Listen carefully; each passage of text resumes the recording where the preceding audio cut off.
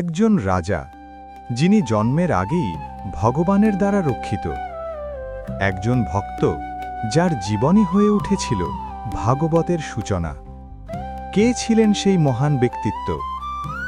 আজকের শ্লোকে সেই প্রশ্নের সূচনা। শ্রী শ্রীমদ্ ভাগবতম, প্রথম স্কন্ধ, চতুর্থ অধ্যায়, শ্লোক ৯।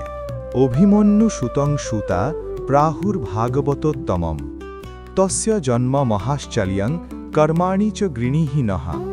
অনুবাদ: কথিত আছে যে অভিমন্যু পুত্র মহারাজ পরীক্ষিত হচ্ছেন পরমেশ্বর ভগবানের এক মহান ভক্ত, এবং তার জন্ম এবং কার্যকলাপ অত্যন্ত অদ্ভুত। দয়া করে আপনি আমাদের তার কথা বলুন। এখানে ঋষিগণ সূত গোস্বামীকে অনুরোধ করছেন মহারাজ পরীক্ষিতের মহিমা বর্ণনা করতে। তিনি কেবল একজন রাজা নন, তিনি ছিলেন ভাগবতোত্তম, অর্থাৎ ভগবানের শ্রেষ্ঠ ভক্ত।